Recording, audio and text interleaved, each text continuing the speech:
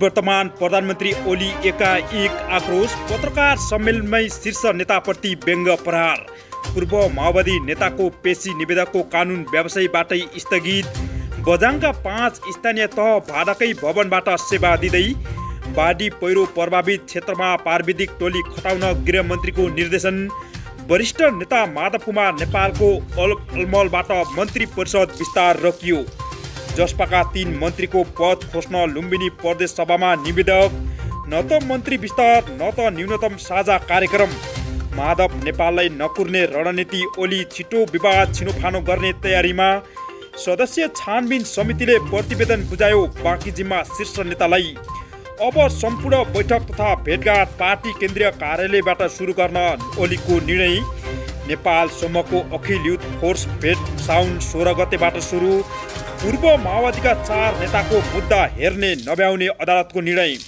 कोटेश्वरमा प्रचण्ड र माधव नेपाल बीच भेटवार्ता। सफल सरकारका लागि मन्त्रीहरू पनि काबिल चाहिन्छ, माधव नेपालको निर्णय। विद्यार्थी नेतालाई आक्रमण गर्नेलाई कारबाही गर्न नेभी सङ्घको माग।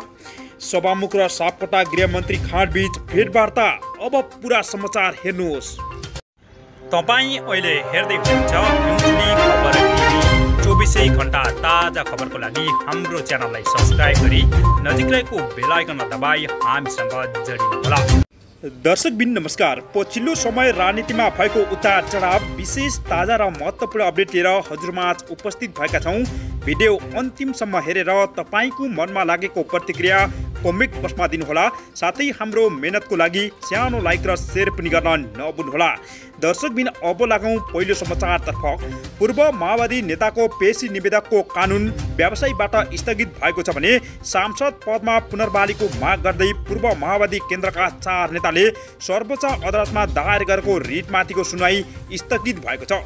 बिहिबार हेर्न नभ्याएको रिट आज पेशी तोकिएको थियो भने तर निवेदकका कानुन व्यवसायीले आजको पेशी स्थगित गर्न आग्रह गरेपछि स्थगित गरिएको सर्वोच्च अदालतले जनाएको छ भने आजको पेशी न्यायाधीश डाक्टर आनन्दमोहन भट्टराईको इजलासमा तोकिएको थियो।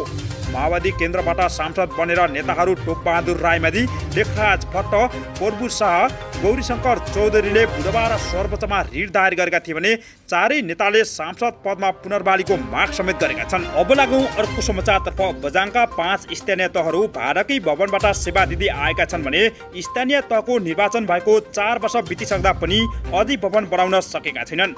जिल्लाका 12वटा स्थानीय तहमध्ये जय पृथ्वी नगरपालिका, तलकोट गाउँपालिका र 26 पाथी भेरा गाउँपालिकाले मात्र आफ्नै भवनबाट सेवा दिइरहेका छन् भने खप्त छात्रा गाउँपालिका, थलाका गाउँपालिका र बित्थडिकेट गाउँपालिकाको भवन निर्माणाधीनमा रहेका छन्। अब लागौँ अर्को समाचारतर्फ। बाढी पहिरो प्रभावित क्षेत्रमा प्राविधिक टोली खटाउन गृहमन्त्रीले निर्देशन दिएका छन् भने गृहमन्त्री बालकृष्ण खाँडले बाढी पहिरो प्रभावित क्षेत्रमा प्राविधिक टोली खटाउन निर्देशन दिएका छन् भने बिहिबार साँझ मन्त्रालयमा आयोजित छलफलमा गृहमन्त्री खाँडले सिन्धुपाल्चोक, मनाङ, गोर्खा र लमजुङ लगायतका क्षेत्रमा बाढी पहिरो ठूलो क्षति पुर्याएको भन्दै उक्त स्थानमा तत्काल प्राविधिक टोली खटाएर अध्ययन गर्न निर्देशन समेत दिएका छन्।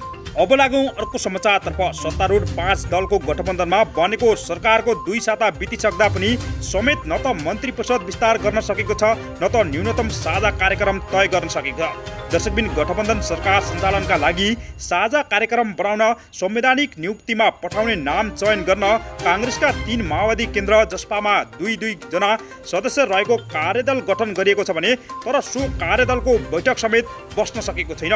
एकातिर मन्त्री परिषद विस्तार गर्न नसकेर आलोचना खेपिरहेको सरकारले अर्कोतिर न्यूनतम साझा कार्यक्रम समेत उस्तै ढिलाइ गरेको छ भने कार्यदल सदस्य समेत रहेका माओवादी नेता देव गुरुङले नेताहरूको व्यवस्थाले बैठक बस्न नसकेको जानकारी गराएका छन्।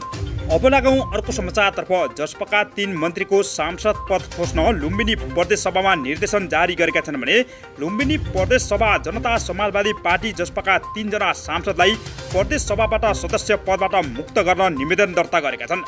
पार्टीको कार्यकारिणी समिति गरेको कारबाहीको निर्णय अनुसार जसपा लुम्बिनी प्रदेश सभा संसदीय दलले 3 मन्त्रीको पद मुक्त गर्न प्रदेश सभा सचिवालयमा बिहिबार निवेदन दर्ता गरेको छ भने सांसदहरू सन्तोष कुमार पाण्डे, विजय बहादुर यादव र कल्पना पाण्डे लम्साललाई पदमुक्त गर्न निवेदन दिएको जसपा संसदीय दलका नेता सहराम यादवले जानकारी दिएका छन्।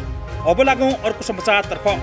नेकपा एमालेका वरिष्ठ नेता नेपाललाई नकुर्ने रणनीतिमा ओली छिटो विवाद छिनोफानो गर्ने तयारीमा छन् भने नेकपा एमालेका अध्यक्ष केपी शर्मा ओलीले पार्टीभित्रको विवाद तत्कालै वारपार लगाउन निर्देशन दिएका छन्।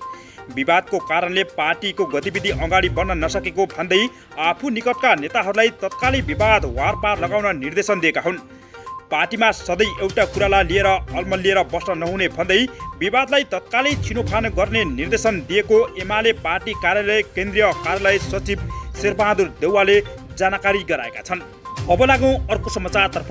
विधेयक अघि बढाउने विषयमा सभामुख र गृहमन्त्री बीच गम्भीर छलफल भएको छ भने सभामुख अग्निप्रसाद सापकोटा र गृहमन्त्री बालकृष्ण खाँड बीच बिहिबार छलफल भएको सिंहदरबार स्थित सभामुखको कार्यकक्षमा संसदको चालु अधिवेशनमा विधेयकहरू अघि बढाउने लगायतका विषयमा छलफल भएको थियो। सभामुख सापकोटा र मन्त्री खाँड बीच यस वर्ष बाढी पहिरोका कारण देशभर उत्पन्न विपत्ति र व्यवस्थापन सन्दर्भका सरकारी तयारबारे पनि छलफल भएको जानकारी गराएका छन्। सभामुख सापकोटाले जिज्ञासामा मन्त्री खाँडले विपद सङ्कटग्रस्त क्षेत्र घोषित सिन्धुपाल्चोक जिल्लाका राष्ट्रिय विपद जोखिम न्यूनीकरण तथा व्यवस्थापन प्राविधिकरणको छुट्टै युनिट बनाएर विस्थापितहरूको पुनर्स्थापनाको कार्य अगाडि बढाउने जानकारी समेत गराएका छन्। अब लागौँ अर्को समाचारतर्फ। पूर्व प्रधानमन्त्री तथा नेकपा एमालेका अध्यक्ष केपी शर्मा ओलीले पार्टीको महत्त्वपूर्ण छलफल तथा भेटघाट पार्टी केन्द्रीय कार्यालय थापाथलीबाट गर्न थालेका छन् भने अध्यक्ष ओलीले पार्टीको छलफल तथा भेटहरू पार्टीको थापाथली स्थित केन्द्रीय कार्यालयबाट सुरु गर्ने निर्णय गरेका छन्। बिहिबार ओलीले केन्द्रीय कार्यालयमा आएर पार्टी नेता तथा कार्यकर्तासँग भेटघाट गरेका थिए भने प्रधानमन्त्री रहँदा उनले प्रधानमन्त्री निवास बालुवाटारबाटै पार्टीका सम्पूर्ण बैठक गर्दै आएका थिए भने अब भने थापाथलीबाट निर्माण गर्न थालेका छन्। दर्शकबिन अब लागौँ अर्को समाचारतर्फ। नेकपा माओवादी केन्द्रका अध्यक्ष पुष्पकमल दाहाल प्रचण्ड र नेकपा एमालेका वरिष्ठ नेता माधव कुमार नेपाल बीच भेटवार्ता भएको छ भने नेता नेपाललाई भेट्न अध्यक्ष दाहाल नेपाल निवास कोटेश्वर पुगेका छन् भने सत्तारूढ गठबन्धनमा मन्त्री परिषद विस्तार गर्ने सहमति बनेपछि थप छलफल गर्न प्रचण्ड कोटेश्वर पुगेका छन्। गठबन्धनको सरकार गठन प्रक्रियामा निर्णायक भूमिका खेलेका नेता नेपाल समूहलाई प्रचण्डले सरकारमा ल्याउने प्रयास गरिरहेका छन् भने तर पार्टी एकतालाई पहल गर्ने निष्कर्ष सहित नेता नेपाल सरकारमा नजाने बताउँदै आएका छन्।